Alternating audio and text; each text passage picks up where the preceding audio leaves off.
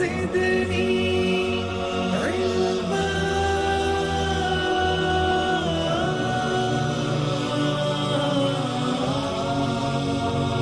رب زدني علما.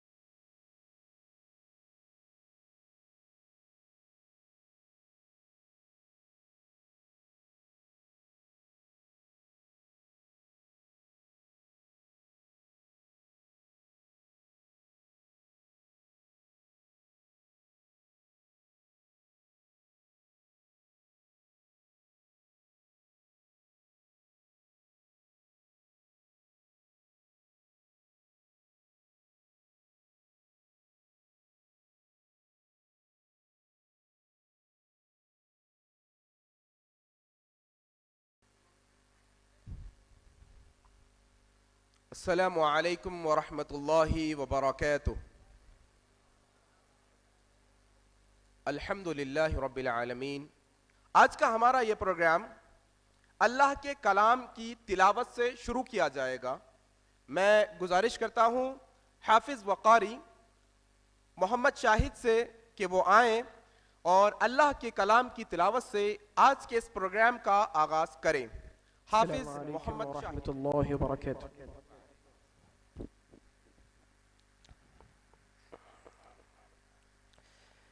أعوذ بالله من الشيطان الرجيم.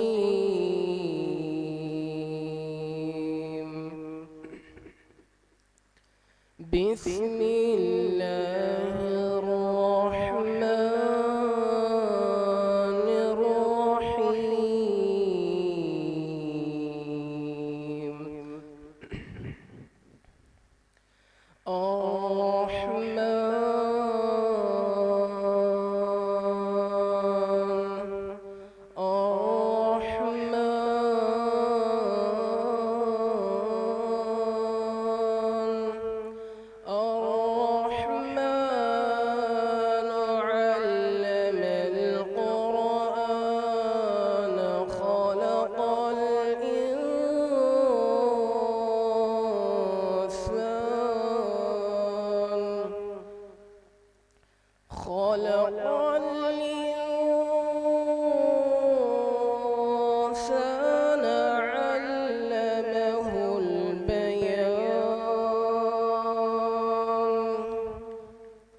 الشمس والقمر بحسبان.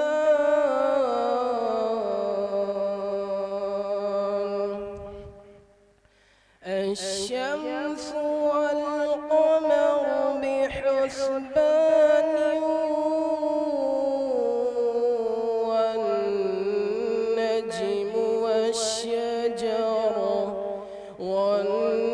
والنجم والشجر يسجدان.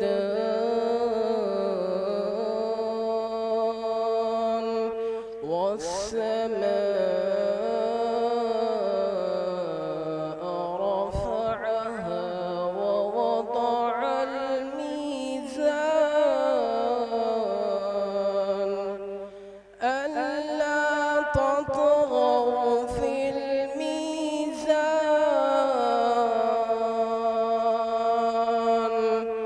وأقيموا الوزن بالقسط ولا تخسروا الميزان. والأرض وضعها للأنام فيها فاكهة والنخل ذات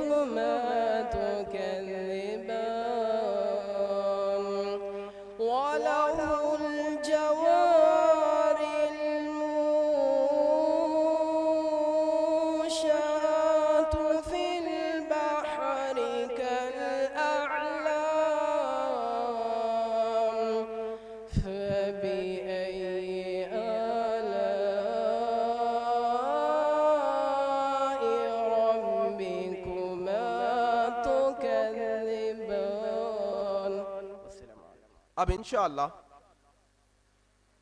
कुरान मजीद की तिलावत के बाद एक मुख्तसर सी नज़्म के लिए मैं दावत देता हूँ अब्दुल वाहिद को, वो आए और हम अस्सलामु अलैकुम व रहमतुल्लाहि व बरकातुहू।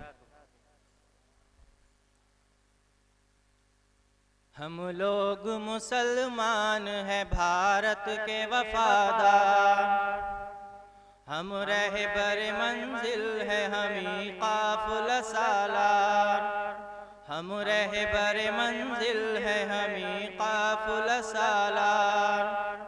हम लोग मुसलमान है भारत के वफादार, आज़ादी की आवाज़ उठाई थी हमी ने, हर रेशमी तहरीक चलाई थी हमी ने, बापू की सदा ऊंची उठाई थी हमी ने, इस मुल्क की तकदीर जगाई थी हमी ने। सच पूछो तो भारत के, सच पूछो तो भारत के हमी लोग हैं मेहमान, हम लोग मुसलमान हैं भारत के वफादार, हम रहबर मंजिल है हमी काफिला सालार। अंग्रेजों से हम लोगों ने लड़ लड़ के लड़ाई, आज़ादी भारत के लिए जान गवाई, सीनों पे हमी लोगों ने गोली भी तो खाई, हर मार का देता है गवाही मेरे भाई। मत भूलो ये है वाक़या, मत भूलो ये है वाक़या नाक़ाबिल इनकार, हम लोग मुसलमान है भारत भारत के वफादार, हम लोग मुसलमान हैं भारत के वफादार। संग पाराए दामान वतन किसने किया है, तामीर हंसी ताज महल किसने किया है, मीनार कुतुब का ये बता किसने दिया है, ये लाल किला हमने दिया है, ये लाल किला हमने दिया है।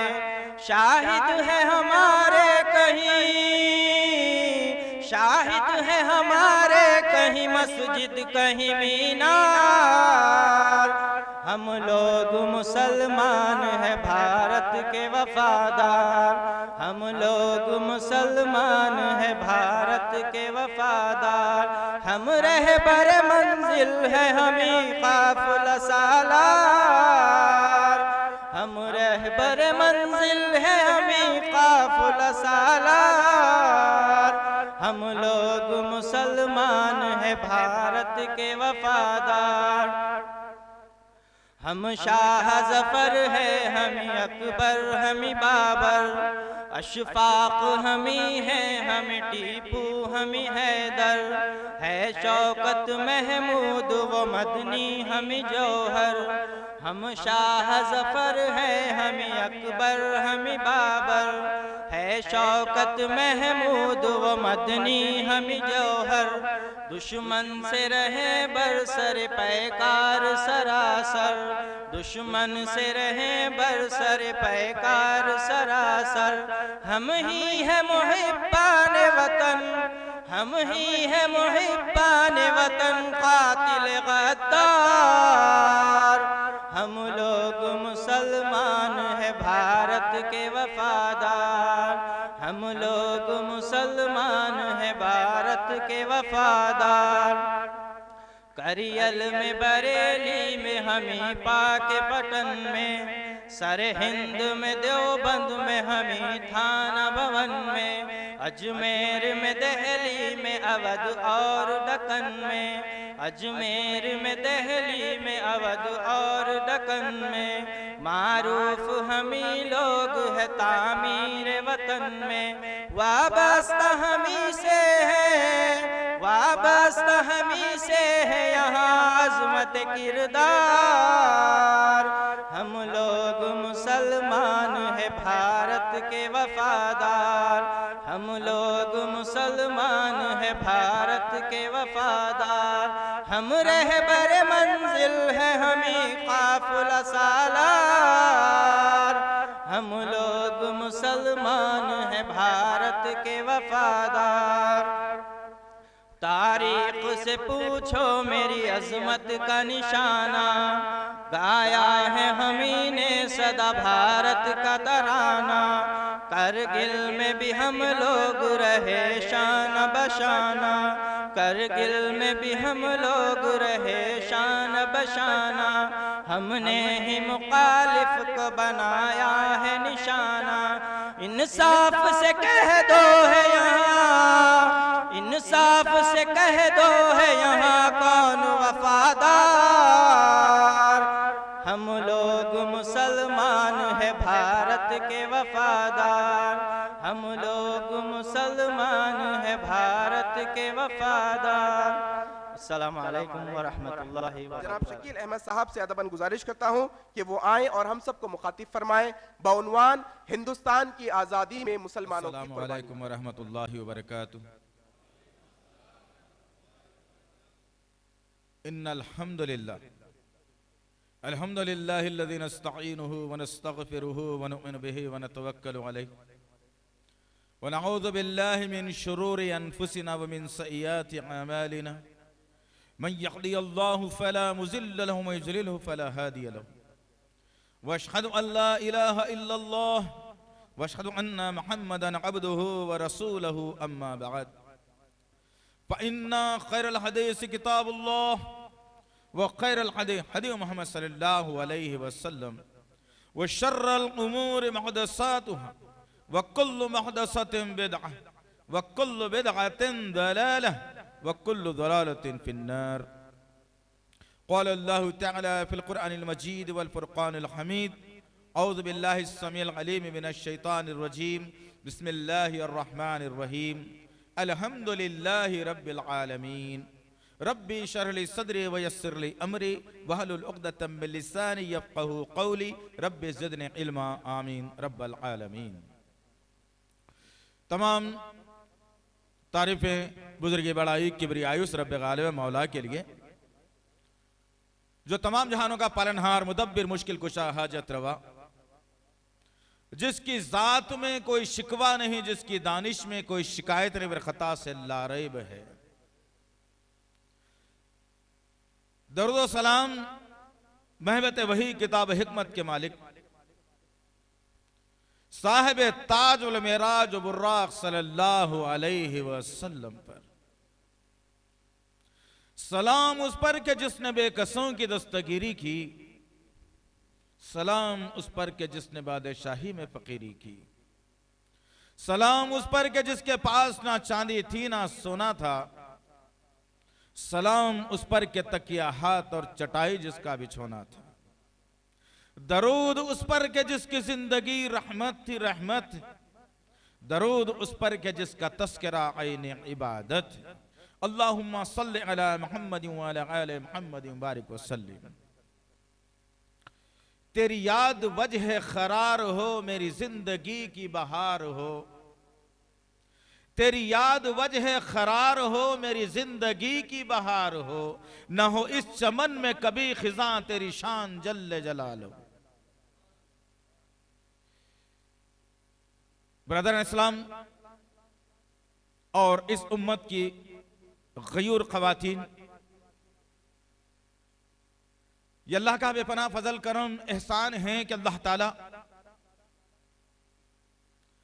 मौजूदा दौर के हिंदुस्तान के हालात को देखते हुए, मुस्लिम बरादरियों के चाल चलन को देखते हुए, हिंदुस्तान की बदलती हुई तस्वीर को देखते हुए हमने ये जुर्रतमंदाना इक़दाम किया कि एक ऐसा उन्वान कौम के दरमियान में रखा जाए, एक ऐसी बात कौम को सुनाई जाए जिसके जरिए से मेरा और आपका ज़मीर जाग सके और मैं और आप जो ख्वाबों की जिंदगी में है जाग सकें और हमको ये हमारे वतन अजीज मुल्क हिंदुस्तान से हमारी जान से भी ज्यादा हमको प्यार होने लगे इंशाअल्लाहुल अजीज। इसी उन्वान के तहत एक अहम टॉपिक है ये कि हिंदुस्तान की आजादी में मुसलमानों की कुर्बानियां। आज की निशिस्त में इंशाअल्लाह ताला आपका ये भाई कोशिश करेगा हत्तल इम्कान उन वाकयात को आपके सामने रखे जिसके जरिए से शायद हमारे दिलों में एक जज्बा पैदा हो और हम अपने आप को हिंदुस्तानी, सच्चे हिंदुस्तानी कहलाने के काबिल भी बन जाए इंशाअल्लाह, ताकि जो फिरका परस्त अनासिर हैं, जो ताना देने वाले हैं, जो मुखालिफत करने वाले हैं, उनको ये बात आज पता चल जाए कि नहीं, हिंदुस्तान में रहने वाला मुसलमान इस हिंदुस्तान की आजादी का शहसवार है। इस हिंदुस्तान की आजादी का सबसे बड़ा कारनामा इस मुल्क में रहने वाले मुसलमानों ने अंजाम दिया है। यह मुझे भी बताना है और आपको भी बताना है, बहनों को भी बताना है, भाइयों को भी बताना है, ताकि अजीजान मोहतरम हम लोगों की गलतियों को दूर कर सके, लोगों की गलतफहमियों को दूर कर सके, लोगों को अच्छाई की तरफ हम ला सकें और बता सके, समझा सकें कि हम बहैसियत मुसलमान, बहैसियत हिंदुस्तानी इस मुल्क पर हमारा हक क्या है, इस मुल्क के लिए हम क्या चाहते हैं, यह मुल्क हमारे लिए कितना अजीज है, यहाँ पे रहते हुए हम दूसरे अक़वाम की कैसी इज्जत हम करते हैं, दूसरे मज़ाहिब की इज्जत हम कैसे करते हैं। ये तमाम तर बातें हैं जो मुझे और आपको आज के इस माहौल के अंदर, इस खतरनाक दौर के अंदर जो हिंदुस्तान की छवि को बिगाड़ने की कोशिश की जा रही है, मेरी और आपकी जिम्मेदारी बनती है कि मैं और आप हिंदुस्तानी होने के नाते हम मुसलमान होने के नाते हम लोगों तो को बातों को रखें, समझाएं, बताएं उन्हें कि हम कोई किराएदार नहीं हैं, ये मुल्क के मकानदार हैं हम लोग अल्हम्दुलिल्लाह। कि तुम किराएदार की तरह आज एग्रीमेंट तुम्हारा खत्म हो गया खाली कर दो, ये नामुमकिन सी बात है। ये ख्वाब देखना भी बंद कर दीजिए, ये बताना जरूरी है, समझाना जरूरी है। अफसोस इस बात का, वो अफसोस ये कि जिस वक्त हमने ये उन्वान को चुना, जब इस उन्वान को हमने कुछ लोगों के सामने रखने की हमने कोशिश की, तो बहुत सारे मुसलमान खानदान, मुसलमान भाई, हत्तल इम्कान स्टूडेंट्स जो होते हैं या कॉलेज में पढ़ने वाले हैं या जो और भी जो भी प्रोफेशन में ये हैं, वो हमसे कहने लगे और हम उनसे पूछने लगे कि क्या जानते हो तुम कि मुसलमानों ने क्या कुर्बानियां दी हैं इस मुल्क को आजाद कराने के लिए। मुसलमानों ने क्या कुर्बानियां दी हैं इस मुल्क को आजाद कराने के लिए। कैसी अपनी खून की होली हमारे खून से खेली गई थी इस मुल्क को आजाद कराने के लिए। क्या आप ये जानते हैं? तो कहा गया साफ तौर पर कि हमें नहीं मालूम क्या है।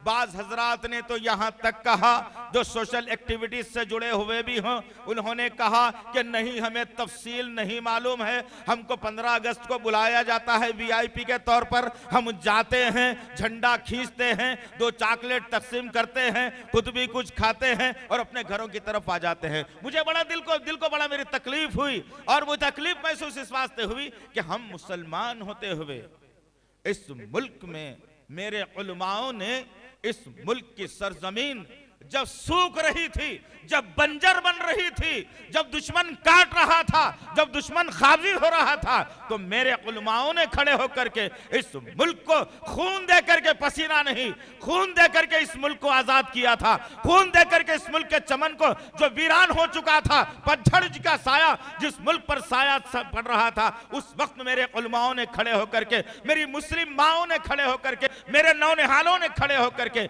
इस मुल्क की इज्जत बचाई थी और इस मुल्क को सरे पेरिस लाकर खड़ा किया था। लेकिन मेरा मुसलमान भाई कहता है कि मुझे इसके बारे में कुछ नहीं मालूम। तो जरा सोचो अजीजान मोहतरम, हमारा मुकाम क्या कर दिया गया आज, हमारा मुकाम क्या बना दिया गया आज। और बहुत सारे मुसलमानों ने कहा कि भाई हिंदुस्तान आजाद होकर 60-70 साल हो रहा है, आजादी का पीरियड सिर्फ इतना ही है। जरा सोचो हमारी तारीख किधर जा रही है, हमारा सोच किधर जा रही है, हमारी फिक्र किधर जा रही है।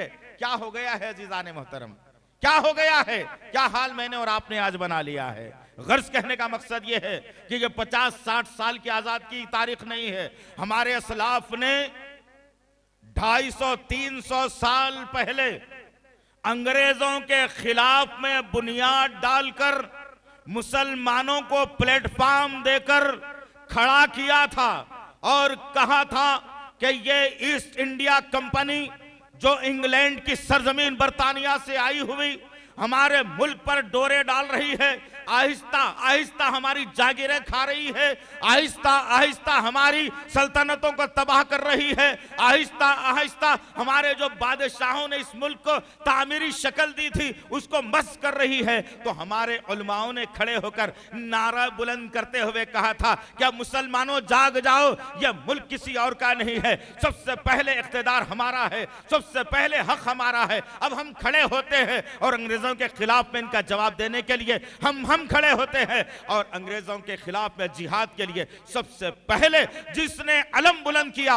शाह वलीउल्लाह मुहद्दिस देहलवी, एक बेहतरीन और मायानाज आलिम का नाम आता है सर फेरिस के अंदर। जरा गौर करो तुम उलमाओ, और आज के उलमा मेरे माशाअल्लाह, जिनको सोचो फिक्र खत्म, जिनका अंदाजे बयान कुछ और, जिनके हाथें बड़ी नरम, जिनकी सोच बड़ी कमजोर, बड़े अजीब से उलमा आज के हैं। मैं जब तारीख को पढ़ रहा था हमारे उलमाओं की, तो वो आलिम आज के दौर में मिट गए, मर गए हैं नहीं।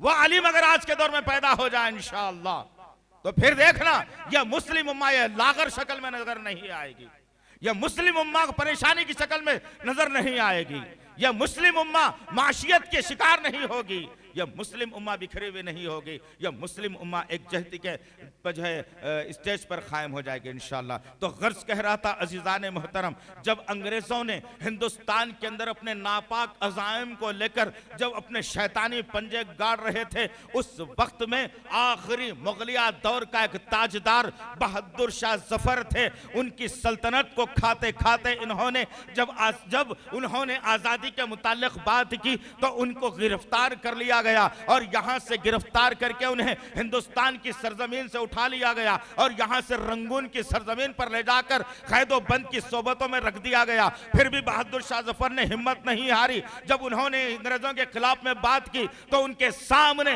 उनकी निगाहों के सामने आज कुछ लोग कहते हैं कि इस मुल्क के लिए मुसलमानों ने क्या दिया, ये सुन करके जाओ और हर एक के कानों तक अल्फाज और ये बातों को पहुंचाओ ताकि पता चले कि मुसलमानों ने कैसी कैसी कुर्बानियां दी है। बहादुर शाह जफर के सामने उनकी 4 औलादों को अंग्रेजों ने गले पर छुरियां चलाकर एड़ियां रगड़कर मरने पर मजबूर कर दिया और उसी 4 सरों को उठाकर एक तश्त में रखकर बहादुर शाह जफर के सामने पेश कर दिया जाता है। वो बाप था जो अपनी औलाद को हिंदुस्तान के खातिर गर्दन देना गवारा कर लिया, लेकिन हिंदुस्तान को बेचना गवारा नहीं किया, जालिमों के सामने गर्दन को झुकाना गवारा नहीं किया। यह कैसी कुर्बानियां थी, जरा गौर करो। इस मुल्क को बचाने की खातिर हमारा सबसे आखिरी बादशाहों का ताजदार बहादुर शाह जफर अपनी औलादों की कुर्बानी देता है। लेकिन क्या अजीज़ान मोहतरम, ये आपसे पहले क्या आपको इस बात का इल्म था? अगर इल्म था तो आपने क्यों गैर मुस्लिमों तक नहीं पहुंचाया, क्यों लोगों तक इन बातों को आपने नहीं रखा? जरा गौर करो। मेरी और आपकी खामोशी, मेरी और आपकी चुप्पी, मेरी और आपकी जो है इन बातों से ला ताल्लुक होना गैरों को मौका दे चुका। गैर कहते हैं कि तुम्हारा कोई दखल नहीं है, कोई हक नहीं है, तुम्हारा मुल्क पाकिस्तान बन चुका है, वहां तुम चले जाओ। नौज़ बिल्लाह मिन ज़ालिक, याज़ बिल्लाह। इस स्टेज से मैं आज ये ऐलान करना चाहता हूं कि मुसलमानों का मुल्क पाकिस्तान नहीं है।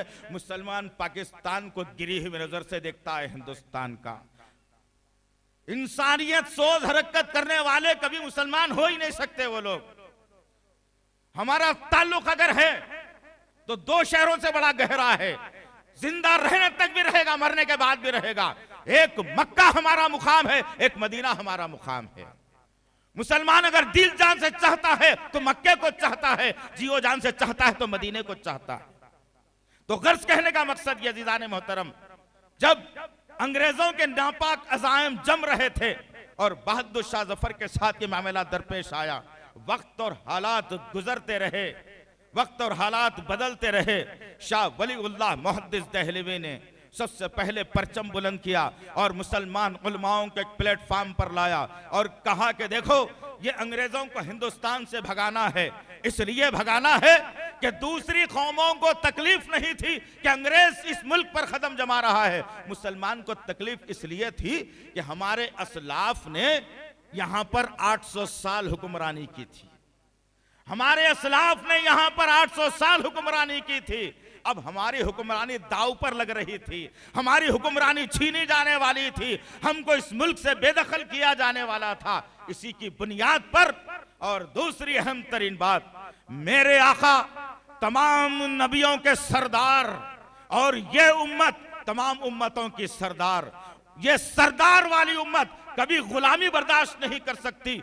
मेरे आका ने यह दर्स दिया और तुमको भी यह दर्स लेना है। यही वह जज्बा था हमारे उलमाओं के अंदर कि हम खड़े हो गए और अंग्रेजों को भगाने के लिए तैयार हो गए। शाह वलीउल्लाह मुहद्दिस दहलवी आगे कार्रवाई को बढ़ाते हैं। चंद दिन के बाद आपका इंतकाल हो जाता है।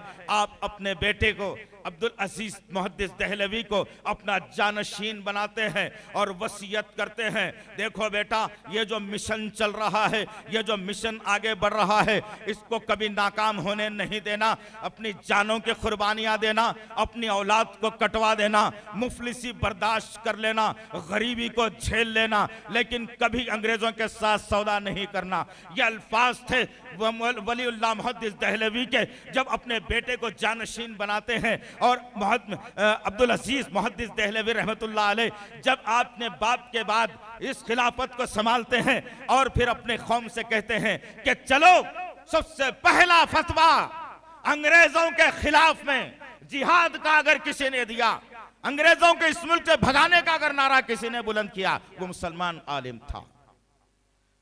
किसी हिंदू तंजीम का आदमी नहीं था, किसी पंडित का नारा नहीं था, किसी जैन मजहब का नारा नहीं था, किसी आर्यन का नारा नहीं था। नारा अगर किसी ने बुलंद किया है सबसे पहला, तो वो नारा मुसलमानों ने बुलंद किया, मुसलमानों ने बुलंद किया। और फिर अब्दुल अजीज मुहद्दिस दहलवी ने उलमाओं को जमा करके बाज़ाब्ता फतवा जारी किया और कहा कि हम अंग्रेजों के खिलाफ में जिहाद करने वाले हैं। अल्लाहु अकबर। गौर करो अजीजाने मोहतरम, कितना बड़ा इक़दाम था ये कि अंग्रेजों के खिलाफ में इतनी बड़ा इक़दाम किया गया था। और फिर जब ये जिहाद का मामला आया, मीटिंग जब हुई, तो लोगों ने, बाज अशखास ने कहा, ऐ शेख इतना बड़ा फतवा आप दे रहे हो, अंग्रेजों के पास इतना बड़ा असला है, उनके पास बहुत बड़ी फौज है, बहुत बड़ी उनके पास चीजें हैं, हम उनका मुकाबला कैसे करेंगे, हमारी तादाद बहुत छोटी और खलील है। अब्दुल अजीज मुहद्दिस दहलवी ने अपने मानने वाले को, अपने सामने खड़े होने वाले को दो जुमले कह करके उनके जिस्म में, रवानी में खून को तेज कर दिया था। काश के ये जुमले मेरे और आपके जहन में आ जाते और मेरा आपका खून भी तेज हो जाता। ये जो निढाल और कमजोरी मेरे और आपके अंदर आई है, ये तेजी में तब्दील हो जाती और एक फुर्तीला मुसलमान हो जाता। अब्दुल अजीज मुहद्दिस दहलवी ने उस आदमी के सवाल का जवाब देकर के कहा, क्या हमारी तादाद बदर के गाजियों से भी कम है? क्या हमारी तादाद बदर के गाजियों से कम है? अल्लाहु अकबर। ये जुमले पर जरा गौर करो आज के मुसलमान बहनों, ये जज्बा दिलाने वाली बात थी कि हम कम नहीं है। कम उनसे अगर कम होते तो हम बोलते कम है, लेकिन वो 313 थे तो लरस जाता था जमाना, वो 313 थे तो लरस जाता था जमाना। आज करोड़ों में है और करते हैं गुलामी। अल्लाहु अकबर। गौर करो अजीज़ान मोहतरम, हमारे असलाफ ने क्या कारनामा दिया। हिंदुस्तान को आजाद कराना किसी अकीदे में लिखा हुआ नहीं था, इस्लाम के किसी रुकन में लिखा हुआ नहीं था। फिर हमारे उलमाओं ने इतनी बड़ी कुर्बानियां देकर इस मुल्क को आजाद करा लिया, इसलिए कि इस्लाम दर्स देता है, इस्लाम सिखाता है, इस्लाम समझाता है कि मुल्क से मोहब्बत करो, मुल्क के लिए जान दो। कोई दुश्मन अगर तुम्हारे मुल्क को तबाह करना चाहता है तो तुम उसके खिलाफ में खड़े होकर उसे नीस्त व नाबूद कर दो। ये इस्लाम सिखाता है। वही इस्लाम की तालीम को हमारे असलाफ ने हमारे सामने रखा। तो गौर करो अजीज़ान मोहतरम, एक एक नाम हम गिनते जाएं तो पता ये चलेगा कि हम आज इतने क्यों लाओबाली हो चले हैं, आज हम कितने निकम्मे हो चले हैं कि कोई सवाल हमारे पास जब आ जाता है तो हम उसका जवाब देने के भी काबिल नहीं रहते। ये तो हमारी हालत बना दी गई आज। हाँ, इख्तलाफी मसाइल रहेंगे, देखना फिर आप अखबारात भर जाएंगे, व्हाट्सएप फेसबुक भर जाएगा, बहुत सारे जो है चमोगैया पूरी जगह चलते रहेंगी, लेकिन मुद्दे की बात जब आएगी तो मुसलमान भाग जाएगा। मुझे नहीं मालूम भाई, नौज़ुबिल्लाह मिन ज़ालिक यासबिल्लाह। गर्ज कहने का मकसद ये अज़ीज़ान मोहतरम, यहां से जब जंग शुरू हुई, इस जंग के अंदर मुसलमानों को बहुत बड़ा नुकसान उठाना पड़ा और करीब करीब कुछ कम व बेश 1.5 लाख से 2 लाख मुसलमान शहीद कर दिए गए, जिसमें इस जंग के अंदर 1.5 लाख से 2 लाख मुसलमान जब शहीद कर दिए गए, जिसमें से करीब कुछ कम 55 से 60 हजार हमारे उलमा मौजूद थे। उस वक्त में उलमाओं ने हिस्सा लिया था जब आजाद कराने के लिए इस मुल्क को। गर्ज कहने का मकसद ये है, ये हमारी कुर्बानियों को आज कुछ बदखुमाश लोग अपने पैरों तले रौंद रहे हैं। ये हमारी कुर्बानियों को फरामोश किया जा रहा है, ये हमारी कुर्बानियों को का इनकार किया जा रहा है। ये जवाब देने के लिए आज का प्रोग्राम रखा गया इंशाअल्लाह। गर्ज कहने का मकसद ये है अज़ीज़ान मोहतरम, कि बात आगे बढ़ती रही और ये काम चलता रहा। यही हालात के अंदर हिंदुस्तान की तारीख बदलने लगी। मुसलमान अंग्रेजों के खिलाफ में जुट होते रहे और हर जगह जिहाद की बात होती रही, अंग्रेजों की मुखालिफत में बात चलती रही, मुसलमान बहनें तैयार होती रही, मुसलमान माएँ तैयार होती रही, मुसलमान उलमा और नौजवान तैयार होते रहे। जब मुसलमानों की ये हालत को अंग्रेजों ने देखा कि क्या बात है कि मुसलमान डरता नहीं, हमारे तोपों से नहीं डरता, हमारी फांसी से नहीं डरता, हमारी तलवारों से नहीं डरता, हमारे किसी बात का उस पर असर नहीं होता और बेदरीक अपनी जान देने के लिए आ जाता है, उस वक्त में बहुत बड़ा बरतानिया का सियासतदान उसने एक मीटिंग कॉल की और तमाम के तमाम ईस्ट इंडिया कंपनी और जितने भी बरतानिया के गद्दार थे उन लोगों के सामने बात करते हुए कहा कि मैंने ये तज्जिया किया है, मैंने ये तजुर्बा किया है कि मुसलमान क्यों नहीं डरता लोगों से, मुसलमान मौत से क्यों नहीं डरता, हमारी तोप से क्यों नहीं डरता, हमारी बंदूक से क्यों नहीं डरता। आज मैं तुमको वो बात बताने जा रहा हूं। डॉक्टर विलियम ने कहा था, वो जुमले आपके सामने रख रहा हूं, कम से कम वो जुमलों को सुनने के बाद अपने सीने को जगा दो, इस्लाम की मोहब्बत पैदा करो। उस वक्त में दुश्मन ने ये बात कही थी और आज वही बात मैं तुम्हारे सामने रखने जा रहा हूं। डॉक्टर विलियम ने क्या कहा था? डॉक्टर विलियम ने कहा था कि मुसलमान ना हारने की वजह यह है और मुसलमान अपनी मौत को गला लगाने की वजह दो बताई गई थी। अल्लाहु अकबर। ये दो चीजें बताई गई थी जिसकी बुनियाद पर मुसलमान मौत को गले लगा सकता है लेकिन पीछे नहीं हट सकता। कोई भी मारके में आकर वह जान दे सकता है लेकिन पीछे नहीं हट सकता। सबसे पहली बात उस डॉक्टर विलियम ने रखी कि इनके हाथ से कुरान को छीन लिया जाए। और ये कौम बेचारी रमजान में कुरान सुनती है लेकिन पढ़ती भी नहीं, कुरान फिर याद आता ही नहीं इसे। जब हमने कुरान को छोड़ दिया तो आज तितर बितर होकर के हम लोग रह गए। आज यही बात उस वक्त डॉक्टर विलियम ने कही कि दो चीजें हैं इनके पास, दो चीजों को इनसे छीन लो, ये कमजोर पड़ जाएंगे।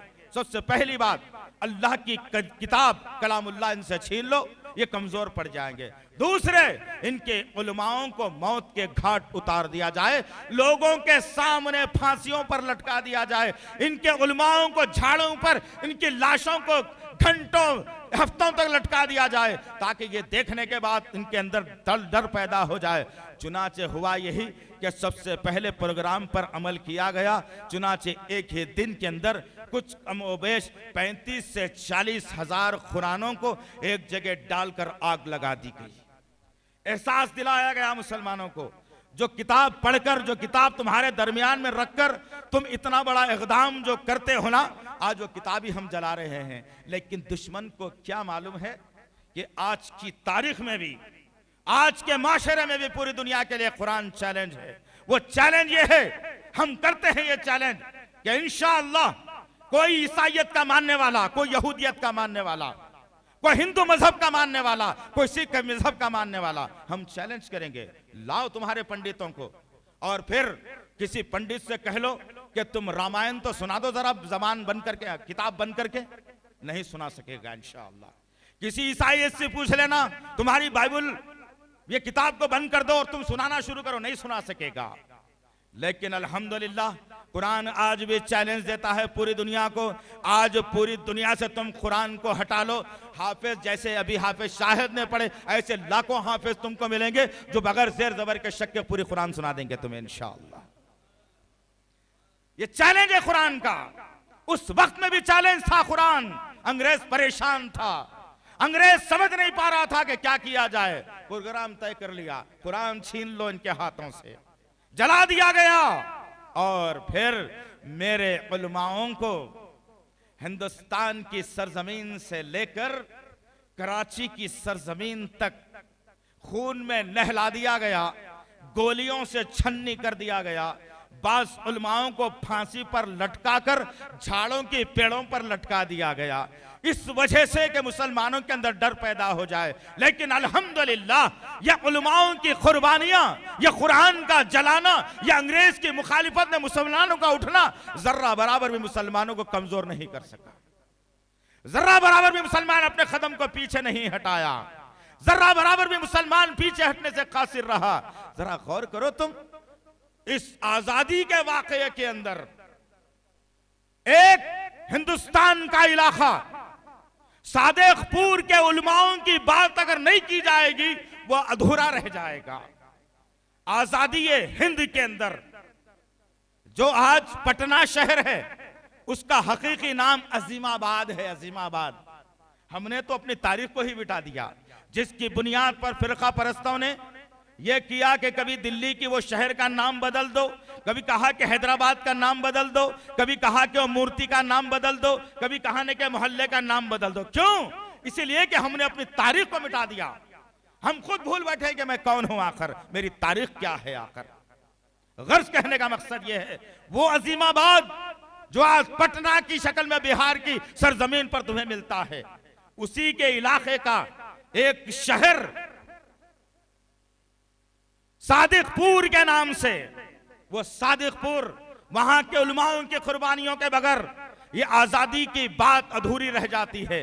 गौर करो हमारे उलमाओं ने कैसी कुर्बानियां दी, जरा गौर करो तुम।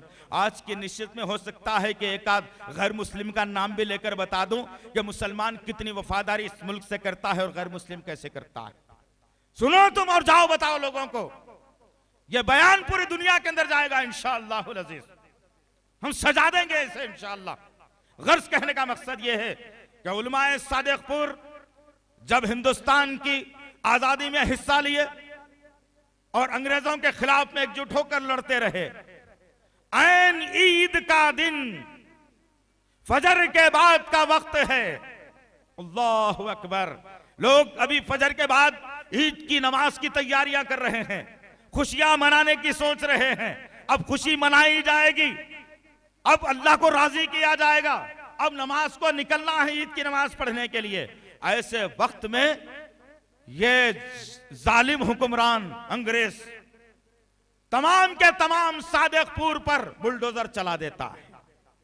एक घर, एक छोटी सी कुटिया, एक दीवार को रहने नहीं दिया और तमाम का तमाम सादिकपुर खंडर में तब्दील कर दिया गया, जमीन दोस्त कर दिया गया। और वहीं के रहने वाले सलफी आलिम, मायानास, जांबाज आलिम जाफर थानेसरी, मौलाना जाफर थानेसरी को जो है गिरफ्तार कर लिया जाता है और काला पानी अंडमान निकोबार को भेज दिया जाता है। क्या काला पानी? आज वो सजा खत्म हो चुकी। उस वक्त जरा गौर करो तुम, तसव्वुर करो, कम से कम बैठे बैठे अपनी आंख बन करके तसव्वुर करो कि क्या हालात थे होंगे, क्या वाकयात थे होंगे। काला पानी में हमारे उलमाओं को डाल दिया जाता, एक ऐसा मुकाम जहां रहने के लिए तंगी, खाने के लिए तंगी, जहां की सजा इतनी खतरनाक कि एक आदमी का कमरा बना दिया जाता, उस आदमी को खड़े रहने की भी सलाहियत नहीं रहती। खड़ा रहता तो छत उसके सर से टकरा जाता, खड़ा नहीं रह सकता, रुकू की हालत में रह जाता, सिर्फ बैठे बैठे जिंदगी गुजारना है। और उसकी जो दीवारें होती थी बाजुओं की, उस पर तेज तार लगा दिए जाते थे अतराफ से। अगर कोई दीवार से टेक लगाकर बैठने की कोशिश भी अगर करता तो उसका जिस्म छन्नी हो जाता, उसके जिस्म से खून रिसना शुरू हो जाता था। ऐसी सजाएं हमारे उलमाओं को दी गई। जरा गौर करो तो सही कि जाफर थानेसरी रहमतुल्लाहि अलैह जब इस कालकोठरी में डाल दिए जाते हैं, अंडमान निकोबार में डाल दिए जाते हैं, और आपके साथ ही एक गैर मुस्लिम भी होता है, वीर सालिस्कर जिसका नाम मिलता है। उसने जब इस सजा को देखा, उस सजा को देखा और घबरा गया अपने आप में। मौलाना जाफर थानेसरी ने कहा, मौत मेरा मुकद्दर अगर यहां है तो मेरे मुकद्दर में मौत आ जाएगी। रब ने मुझे अगर जिंदगी दी है तो तुम मुझे मार नहीं सकते। अल्लाहु अकबर। ये अज़्म, ये हौसला था उनका, ये जज्बा था उनके पास, ये फिक्र थी उनके हिंदुस्तान के मुताल्लिक। और एक तरफ वीर सालिस्कर को जब जेल में डाला गया, चंद ही दिन में सोबतें बर्दाश्त नहीं कर सका और अपने आप को निढाल कर लिया, अपने आप को कमजोर बना लिया और हार गया अंग्रेजों के सामने। और 3 लेटर उसने वक्तन फवक्तन अंग्रेजों को लिख करके भेजे और कहा कि देखो भाई, ये सजा मैं बर्दाश्त नहीं कर सकता, तुम्हारी गुलामी में आना है, तुम्हारा जासूस बनना है, तुम्हारे लिए काम करना है, मैं काम करने के लिए तैयार हूं। उस वीर सालिस्कर ने लेटर लिखे और ब्रिटिश कंपनी ने उसे कबूल कर लिया और उसको अपनी गुलामी में ला लिया। और वीर सालिस्कर आखिरी दम तक, आखिरी सांस तक मुजाहिदीन आजादी और फिर father of nation Gandhi ji की मुखालिफत में जिंदगी गुजारी। अंग्रेजों के तलवे चाट करके जिंदगी गुजार दी। तारीख बताती है, तारीख ये हमको समझाती है, तारीख ये हमको बताती है कि वीर सालिस्कर का हाथ गांधी जी के कातिलों में भी शुमार किया जाता है। गौर करो तुम, जिसने कत्ल किया गांधी जी को मुसलमान ने नहीं किया यार। मुसलमान ने तो गांधी जी को अपने सर पर बिठाया था। मुसलमान ने तो गांधी जी को बहुत बड़ा मुकाम अता किया था। गौर करो इस बातों के पर, बात समझ में आएगी कि क्या हो रहा है। इन्हीं हालात के अंदर केरला की सरजमीन पर मोपला मुसलमानों ने अंग्रेजों के खिलाफ में अलम जिहाद बुलंद किया। कसूर क्या था उनका? वही जो तमाम मुसलमानों का था। हम बर्दाश्त नहीं कर सकते हमारे मुल्क पर किसी का कब्जा, हम बर्दाश्त नहीं कर सकते कोई गैर को इस मुल्क के अंदर, हम बर्दाश्त नहीं कर सकते कोई गैर हमारे मुल्क को नुकसान पहुंचाए। यह हमारी नस्लों से चलता आ रहा है, यह हमारे खून में बसा हुआ है, यह हमारे इस्लाम ने दर्श दिया है। गर्ज उस मोपला मुसलमानों ने जब अंग्रेजों के खिलाफ में अलम जिहाद बुलंद किया और नारा बुलंद किया और कहा कि हम अंग्रेजों को बर्दाश्त नहीं कर सकते, हम अंग्रेजों को कभी बर्दाश्त नहीं कर सकते, यह मुल्क हमारा है, हमारा रहेगा, हम जब तक के तुम लोगों को भगाएंगे नहीं, हम चैन की सांस नहीं लेंगे। उन बेचारे मासूम मुसलमानों ने अलम जिहाद बुलंद किया, जिसकी बुनियाद पर कुल 150 मुसलमानों को बंदी बना लिया गया, कुल 150 मुसलमानों को जंगी कैदी बना लिया गया, खतरनाक मुकदमात दायर किए गए और वहां से उनको चेन्नई ले जाना था। उस वक्त में रेल की कोई आमदरफ्त नहीं थी, एक मालगाड़ी का एहतमाम किया गया। तारीख शाहिद है दोस्तों, हमारे असलाफ ने कैसी कुर्बानियां दी हैं इस मुल्क को आजाद कराने के लिए। जब 150 मुसलमानों को अरेस्ट किया गया और फिर केरला से निकलकर चेन्नई जाना है, एक मालगाड़ी का जो इंतजाम किया गया। और मालगाड़ी कैसी होती है सब जानते हैं, जिसका डिब्बा जो होता है वो लोहे का बना हुआ होता है, जिसमें कोई खिड़की नहीं होती, जो दरवाजा खोला जाता है वही होती है और जो दरवाजे से निकलना वही दरवाजा होता है, इसके अलावा हवा आने की कोई जगह नहीं होती। और वो जो मालगाड़ी का डब्बा था उसमें बमुश्किल 45 से 50 लोग आ सकते थे बैठने के लिए, लेकिन जालिमों ने कुल 150 मुसलमानों को उस डब्बे के अंदर ठोंस दिया। हमारे लोगों ने इतराज नहीं किया, इसलिए कि मुल्क से मोहब्बत थी, उन्हें मुल्क की चाहत थी उनके पास। ये चाहते थे अपना खून देकर इस मुल्क को सींचना चाहते थे, अपनी जान देकर वतन को बचाना चाहते थे वो लोग। और 150 मुसलमानों को एक डब्बे के अंदर ठोंस दिया गया, रख दिया गया, दरवाजा बंद कर दिया गया। कहीं से कोई सांस लेने की जगह नहीं, कोई आने जाने का रास्ता नहीं, कोई हवा नहीं। और फिर चेन्नई को पहुंचते पहुंचते आज के जैसी तेज रफ्तार वो ट्रेन नहीं थी, बड़ी ही सुस्त रफ्तार वो ट्रेन हुआ करती थी। आहिस्ता आहिस्ता जब चल रही थी ट्रेन, अभी चेन्नई आने वाला था, उससे पहले जब इस रेल को रोका जाता है और लोग कहते हैं देखो इन लोगों का क्या हाल है, जब दरवाजा खोला जाता है उस डब्बे का तो उसमें से करीब 60 लोगों की मौत हो जाती है। अल्लाहु अकबर। कैसे मौत हुई? दम घुटने से मौत हुई, ताफुन से मौत हुई, एक दूसरे की पसीने की बदबू से मौत हुई। सांस जिसको लेने नहीं आ रहा था, उन हालात में उनको मौत के घाट उतरना पड़ा।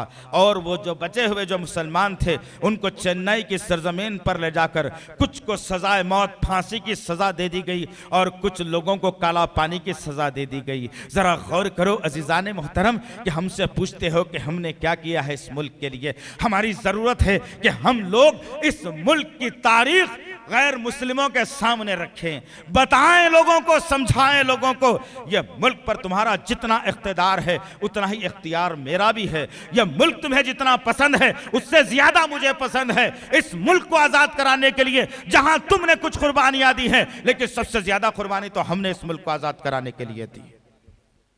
यह बताना बेहद जरूरी है दोस्त, आज के दौर में बेहद जरूरी है वरना आज अखबारात की सुर्खियां ये बता रही हैं, वरना आज बास फिरका परस्त अनासिर की तकारीर ये बता रही हैं, हैदराबाद से लेकर दिल्ली तक कहां कहां का मैं आपके सामने नाम सुनाऊं, कहां कहां के वाकयात को आपके सामने बयान करूं कि आज हिंदुस्तान की ये तारीख बतला रही है, हिंदुस्तान का माहौल बतला रहा है और अपनी कड़वी जबान के जरिए से मुसलमानों को इश्तिआल में लाने की कोशिश की जा रही है। हम इश्तिआल में हरगिज़ नहीं आएंगे इंशाअल्लाह, हम इश्तिआल में नहीं आएंगे। हम मुसलमान अमन वाले हैं, शांति वाले हैं, हमारा ताल्लुक इस मुल्क से बड़ा गहरा है।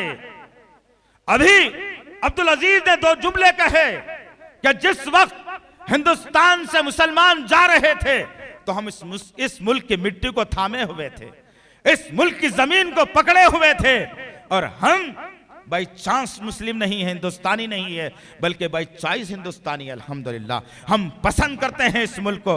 और फिर मोहब्बत का सबसे बड़ा सबूत तो यह है कि जब एक मुसलमान, एक हिंदुस्तानी मर जाता है तो इसी मिट्टी से मोहब्बत होने के नाते उसे मिट्टी में दफन कर दिया जाता है, इसे मिट्टी में दफन कर दिया जाता है। और जो लोग गैर जरूरी मुल्क से मोहब्बत का नारा लगाते हैं उनको बहा दिया जाता है। तो किसको मोहब्बत है मुल्क से? हमारे असलाफ ने पहले से मोहब्बत की, हम जब तक ये मुल्क बरकरार है मोहब्बत करते रहेंगे इंशाअल्लाह। हमारे असलाफ ने सिखाया, हमारे इस्लाम ने सिखाया, हमारे नबी ने सिखाया है। ये हम भगोड़े नहीं हैं भागने के लिए, हमारी मोहब्बत, हमारी हड्डियां गड़ी है इसके अंदर।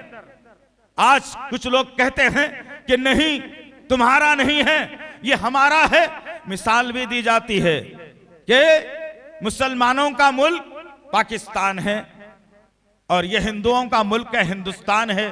तारीख मालूम ही नहीं है लोगों को, तारीख मालूम ही नहीं है लोगों को कि हिंदुस्तान का किसको कहा जाता है और हिंदू किसको कहा जाता है। मजहबी तौर पर अगर आप देखेंगे, हिंदू कोई मजहबी लफ्ज नहीं है, हिंदू कोई मजहबी लफ्ज नहीं है। मैं शकील अहमद होने के नाते मैं फख्र से कहूंगा कि मैं हिंदू हूं। क्यों कहूंगा मैं हिंदू हूं? मुसलमान चौंक जाएंगे इन बातों के ऊपर कि भाई ये तो मुसलमानों की बात है, इन्हों अपने आप को हिंदू बतला रहे हैं, शक हो रहा है इनके बारे में। नहीं, आप भी जुग्राफियाई एतबार से समझ जाएंगे इंशाअल्लाह कि हिंदुस्तान किसको कहा जाता है। एक नदी है जिसको इंदू नदी कहा जाता है, उस इंदू नदी के इस पार रहने वालों को हिंदू कहा जाता है। तो मैं नदी के इस पार रहने वाला हूं भाई, उस पार रहने वाला नहीं हूं। मैं इस पार रहने वाला हूं तो मैं हिंदू हूं। इस पार जो इलाका कहलाता है उसे हिंदुस्तान कहा जाता है। वरना हिंदू कहलाने के लिए मजहब की जरूरत नहीं है, हिंदू कहलाने के लिए मजहब की जरूरत नहीं है, मुसलमान कहलाने के लिए मजहब की जरूरत पड़ती है। तो गर्ज कहने का मकसद यह है अज़ीज़ान मोहतरम कि हमारे असलाफ ने इस मुल्क को सींच कर, इस मुल्क को सजाने के लिए अपनी औलाद की, अपने जिस्म की, अपने माल की कुर्बानी दी। जरा गौर करो, जिस वक्त बेंगलुरु की सरजमीन पर जब आज़ादी की कार्रवाइयाँ तेज चल रही थी, बेंगलुरु की सरजमीन पर जब गांधी जी का दौरा होता है और गांधी जी लोगों से मुखातिब करते हैं, कुछ लोग आते हैं और एक शख्सियत से जिसकी मुलाकात गांधी जी से करवाते हैं, हमने क्या कुर्बानी दी जरा देखो तो सही तुम। आखिर में थोड़ी बातें और बताऊंगा मैं इंशाअल्लाह। गर्ज गांधी जी से जिनकी मुलाकात करवाई गई कोई गैर मुस्लिम हिंदू नहीं था, मुसलमान था वो।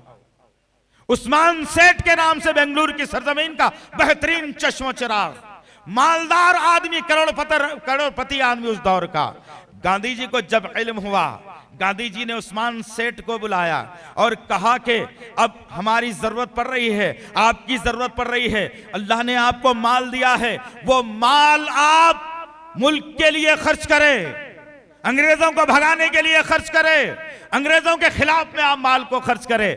उस उस्मान सेठ ने अपने माथे पर शिकन लाए बगैर गांधी जी के नारे को बुलंद करते हुए कहा, हाँ आप जब ये कहते हैं तो लो उस्मान सेठ की सारी जायदाद मौजूद है। और उस्मान सेठ ने अपने पास कुछ नहीं रखा, हर जायदाद को बेचते हुए तमाम तर जायदाद को जो है ना बेच देकर उसकी रकम ले जाकर गांधी जी के पास रख देते हैं। इससे बड़ी कुर्बानी और क्या हो सकती है हमारी।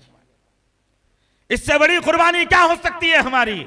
हमारी कुर्बानी को अगर देखना हो तो लाल किले को देखना, इस मुल्क से मोहब्बत और हमारी कुर्बानी को देखना है तो लाल किले को देखना। इस मुल्क से मोहब्बत और हमारी इस मुल्क से मोहब्बत को अगर देखना है तो कभी जामे मस्जिद दिल्ली को देखना। इस मुल्क से इसार और कुर्बानी और मोहब्बत देखना है तो कुतुब मीनार को देखना। कभी मोहब्बत की मिसाल अगर देखना हो, इस मुल्क से मोहब्बत की मिसाल अगर देखना हो तो ताजमहल को कभी देख लेना गौर से। हमने तो इतनी यादगारें दी, हमने तो इतनी यादगारें दी इस मुल्क को कि कभी कोई दुनिया का आदमी फरामोश नहीं कर सकता इसे, कभी दुनिया का आदमी झुटला नहीं सकता इसे। इतनी सारी चीजें हमने दी। हैदराबाद की सरजमीन पर खूबसूरत चार मीनार हमने दिया, खिलवत पैलेस हमने दिया, सालारजंग म्यूजियम हमने दिया, आसिफ जाही लाइब्रेरी हमने दिया, उस्मानिया यूनिवर्सिटी हमने दिया, फलकनुमा पैलेस हमने दिया, उस्मान सागर हमने दिया, हुसैन सागर हमने दिया, हिमायत सागर हमने दिया। हमारी मोहब्बत को कहां तक जांचोगे अभी तुम? हमारी मोहब्बत का इम्तिहान कब तक लोगे तुम? इतनी सारी मोहब्बत की मिसालें कोई दूसरा मजहब हिंदुस्तान की सरजमीन पर पेश नहीं कर सकता इंशाअल्लाह। जितनी मोहब्बत इस मुल्क से मुझे और आपको है, जितनी मोहब्बत इस मुल्क से कुर्बानी देने का जज्बा हमारे अंदर मुसलमानों में जितना है, कोई दूसरा मजहब वाला चैलेंज नहीं कर सकता इसके लिए। जिसकी बुनियाद पर आजादी में जब मुसलमानों ने कुर्बानियां दी और कुछ साजिशों ने, अब वह साजिशों का तस्करा करूंगा तो थोड़ी कंट्रोवर्सी बढ़ जाएगी। मैं नहीं चाहता कि उन बातों की तरफ जाऊं, फिर कभी इंशाअल्लाह अज़ीज़ किसी और मौके पे जरूर बयान करूंगा। लेकिन इतना जरूर कहूंगा कि कुछ मुल्क के यार गद्दारों ने इस मुल्क के दो टुकड़े करा दिए, कुछ मुल्क के यार गद्दारों ने इस मुल्क के टुकड़े करवा दिए, और सिर्फ इस बुनियाद पर कि मुल्क टुकड़े हो जाएगा, मुसलमान बढ़ जाएंगे तो इस मुल्क से मुसलमानों की ताकत खत्म हो जाएगी इंशाअल्लाह। और हुआ यही कि हमको टुकड़ों में बांटकर, शुरू से पॉलिसी रही गैरों की, मुसलमानों में तफरक़े पैदा करके, मुसलमानों में इख्तिलाफ पैदा करके हुक्मरानी करना। और हुआ यही, बदकिस्मती रही हमारी कि हमारे ही बिरादरान वतन जो कल तक हमारे साथ में इस अंग्रेजों को भगाने के लिए अपनी जानों का नजराना पेश कर रहे थे, आज वही लोग मुल्क भी छोड़कर भाग रहे थे। क्यों हुआ ये? ऐसी साजिश चली गई।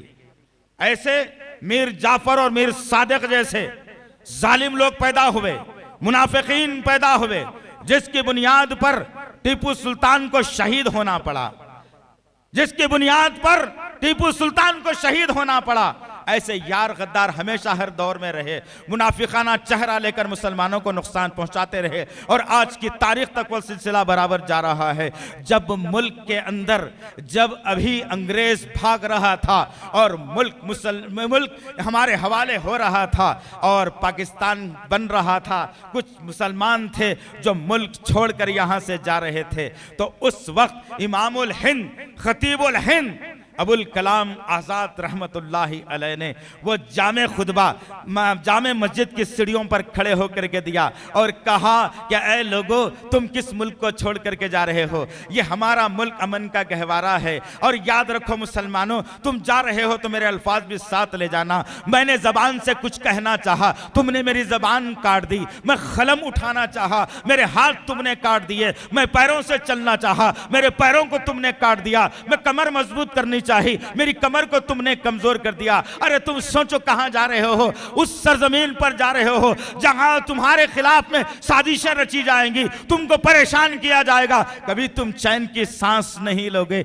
एक माहिर सियासतदान के अल्फाज थे और रहबर के अल्फाज थे, रहनुमा के अल्फाज थे। ये अल्फाज को तारीख दानों ने अपनी किताबों में लिख छोड़ा है और कहा कि याद रखो तुम कहां ये मुल्क को छोड़ करके जा रहे हो।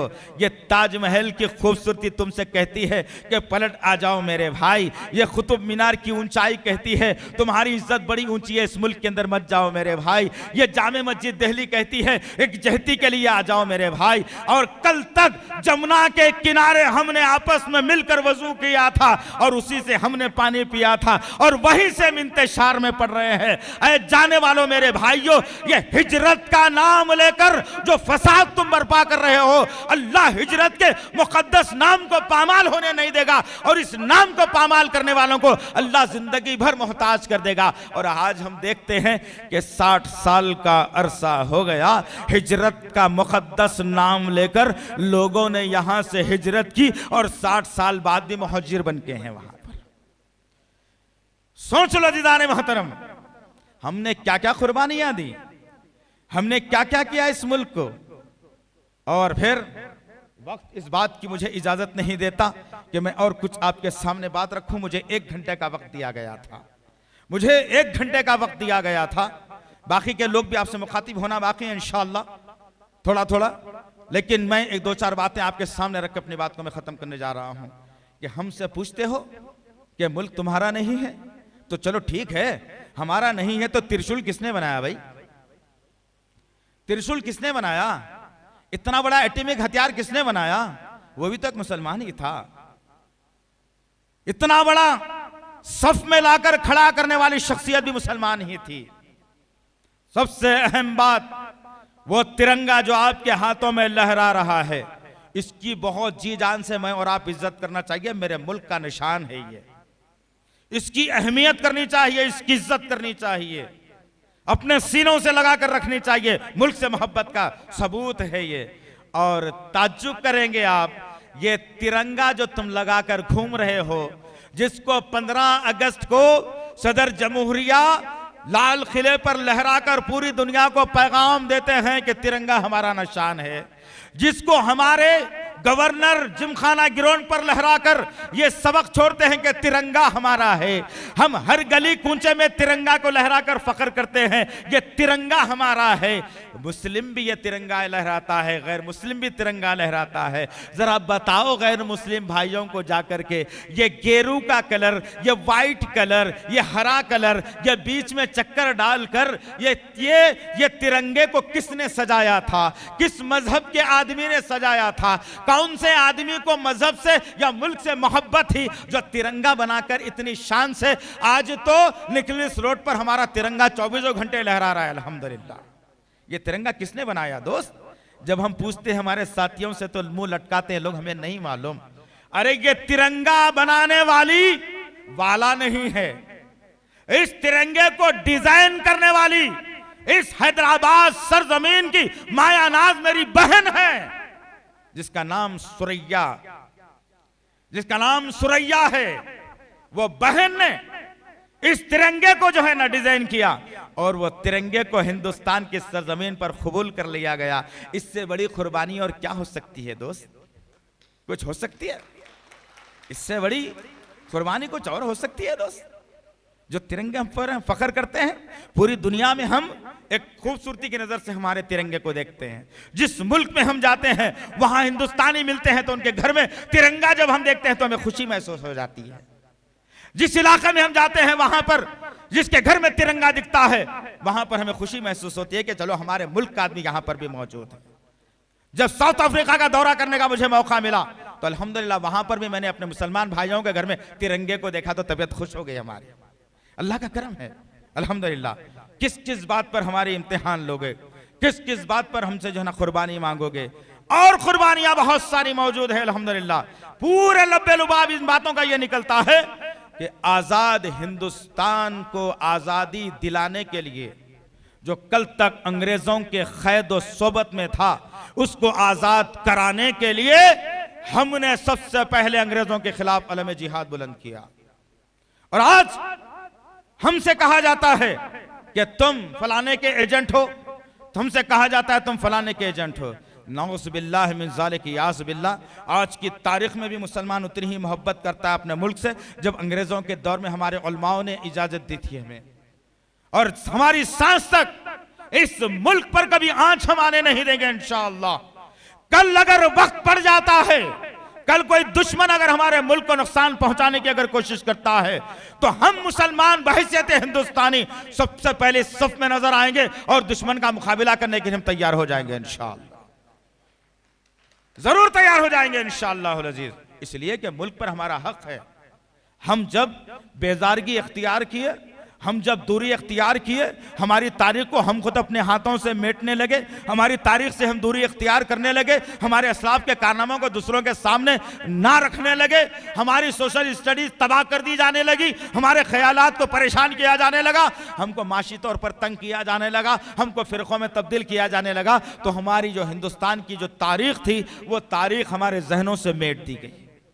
और आज अफसोस के साथ कहना पड़ता है, मेरे एक साथी ने मुझे कल इत्तला ये दी कि वो एक मोटरसाइकिल पर जा रहे थे, 65 साल के एक बुजुर्ग ने उनसे लिफ्ट मांगी और वो मेरे हाफिज साहब ने उन्हें लिफ्ट दी और आज के प्रोग्राम के बारे में उनसे कहा कि कल गांधी भवन में हम लोग अजीमुशान प्रोग्राम कर रहे हैं, आप जरूर तशरीफ लाइए। तो उस बुजुर्ग ने मेरे साथी से वो उन्वान तजवीज़ किया, पूछा किस उन्वान पर जलसा रखा गया है, तो हमारे हाफिज साहब ने कहा कि हिंदुस्तान की आज़ादी में मुसलमानों की कुर्बानियाँ।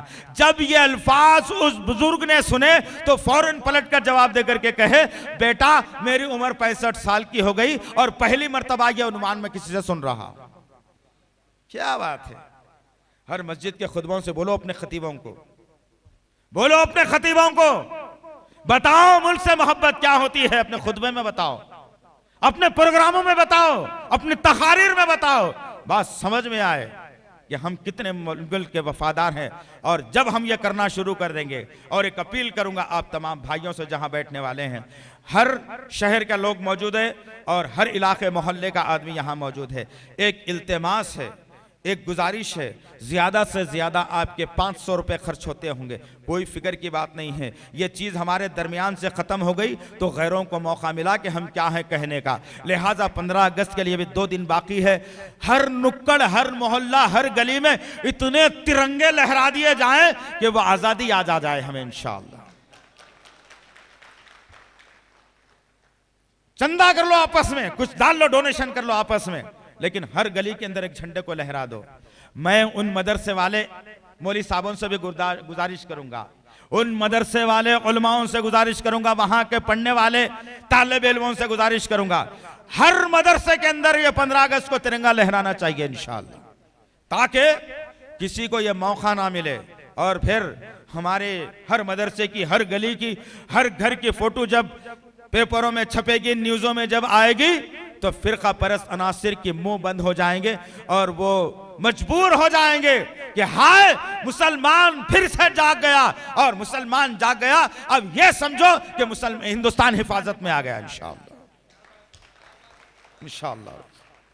गर्ज अजीज़ान मोहतरम, बातें बहुत हैं, वक्त इस बात की इजाज़त नहीं देता, बहुत सारी बातें करने का इरादा था, लेकिन बहुत सारी बातें वक्त की कमी की वजह से कम पड़ रही है। अल्लाह से दुआ है कि अल्लाह रब्बुल इज़्ज़त जो कुछ भी कहा गया है, कहने वाले को, सुनने वालों को सही तौर पर अमल करने की तौफीक इनायत फरमाए। अल्लाह ताला इस मुल्क से मोहब्बत करने की हमारे अंदर तौफीक इनायत फरमाए।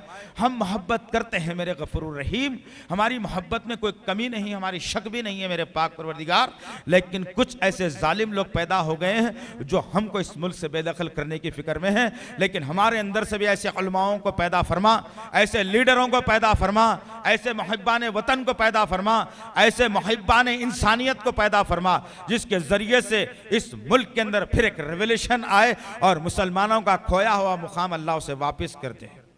इस बात के साथ में, इस शेर के साथ में अपनी बात को खत्म करने जा रहा हूं। जब हिंदुस्तान को खून की जरूरत पड़ी, जब हिंदुस्तान को खून की जरूरत पड़ी, सबसे पहले ये गर्दन हमारी कटी। अरे फिर भी कहते हैं ये अहले वतन, ये चमन हमारा है तुम्हारा नहीं।